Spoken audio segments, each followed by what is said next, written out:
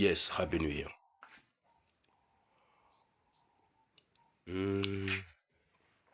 Nashukuru Mungu kwa mwaka mpya. Kwa mwaka mpya, we have to confess through our mouth things that can build our life. Hii mwaka ni mwaka ambao tunatarajia mambo mazuri sana. Yeah. Kuna mambo mengi tulipitia last year. Changamoto ilikuwa nyingi sana, ukosefu ya kazi, ukosefu ya pesa. Lakini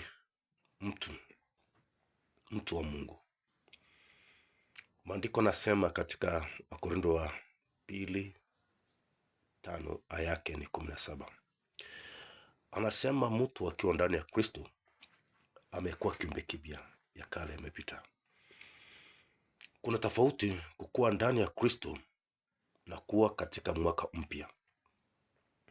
Mwaka mpya hawezi kubadilisha mtu, lakini mtu akiwa ndani ya Yesu Kristo katika mwaka mpya huu, mabadiliko kubwa itatokea ambao hujawahi kuona. Maisha is about mindset. You have to set your mind. Hakuna mtu maskini ambaye alisaliwa umaskini.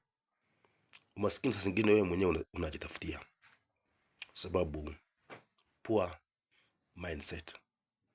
Ya pili tena, mtu akiwa ndani ya Kristo amekuwa kiumbe kipya, ya kale yamepita. Mwaka jana tumekuwa katika hali ya kusameheana. Kuna mtu mlikosana na yeye, hukumsamehe, ndio biashara yako ikaanguka, biashara yako ikasoroteka. Ukitaka kufaulu katika maishani mwako, it's about new life. Kama mtu amekosea, usamehe na utaona vile biashara yako itanawiri. Maana hata Mungu mwenyewe alisema kwamba sameheni kama vile Mungu aliyotusamea sisi. Kwa hivyo mwaka mpya is about the new things. Kila mtu anatarajia mwaka huu iwe mwaka wa baraka kwake, iwe mwaka ufanisi, iwe mwaka uponyaji, iwe mwaka utajiri, iwe mwaka kupata pesa. Lakini here is a secret. It's about your new creation in your heart, and your life will be changed. Utaingia direction ambayo hukuwa unatarajia. Maisha yako itabadilika. Utaanza kupata kazi, utaanza kufanya biashara ambayo inanawiri tu ukiwa ndani ya Yesu Kristo. Ukikubali ya kwamba Kristo ni Bwana ndani yako, Jesus will change your poor direction and set you in a good position.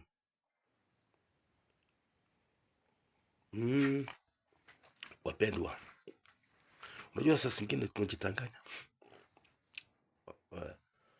Hakuna baraka, huwezi kunawiri katika maisha ya ulimwengu huu mpaka ujibadilishe mwenyewe kupitia kwa neno la Mungu. Hii mwaka ambayo tunaelekea 2026, ombi langu ni watu kwanza wafanywe wawe kiumbe kipya, wasamewe dhambi zao.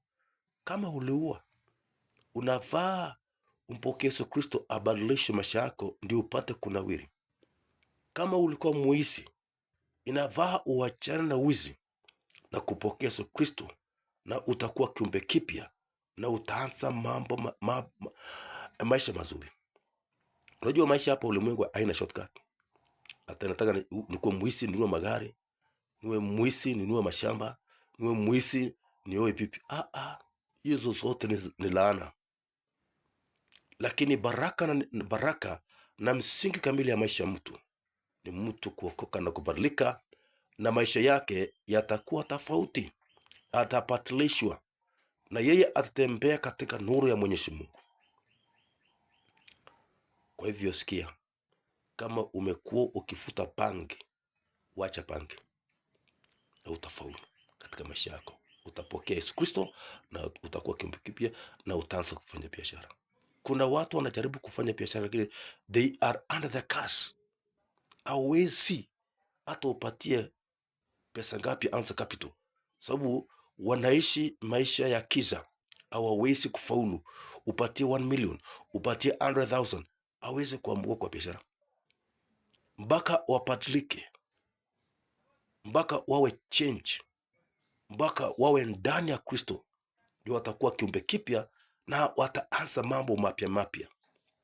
Wapendwa, hii mwaka iwe mwaka wa baraka kwako, iwe mwaka wa wokovu kwako, iwe mwaka ya wokovu.